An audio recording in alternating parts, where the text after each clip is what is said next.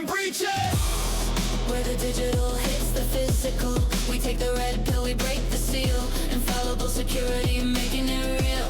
Bada mata party on the mic tonight. Turning the darkness into light. Our final autopsy today highlights the terrifying breakneck velocity of modern cloud exploitation when the open source supply chain collides with cloud identity management. Recently, the threat actor UNC6426 breached a corporate victim. It started incredibly simply. A developer downloaded an open source code package called NX. They likely made a typo, falling victim to typosquatting. Hidden deep inside that seemingly harmless code was a quiet script. The moment it was installed, the script scraped the local environment and stole the developer's valid GitHub authentication token. UNC6426 used that stolen GitHub token to seamlessly pivot and breach the victim's entire AWS cloud environment. They achieved this by abusing an overly permissive OIDC trust relationship, a pre-configured rule telling AWS to automatically accept administrative commands from GitHub's CI/CD pipeline.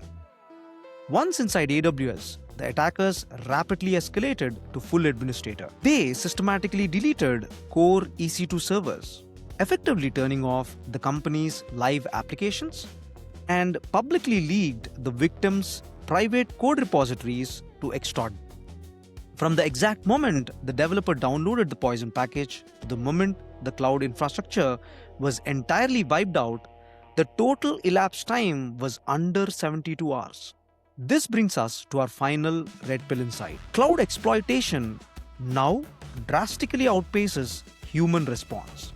The velocity of these attacks means we are constantly granting automated CI/CD pipelines massive persistent permissions to make software release cycles faster. But granting automated machine identities excessive permissions ensures that the blast radius of a single stolen developer token is effectively infinite. This is a classic heist scenario, perfectly mirrored in Steven Soderbergh's Ocean's 11.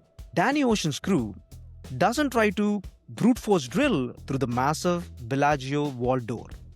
They steal specific security credentials, seamlessly impersonate internal authorization protocols, and control the system from the inside.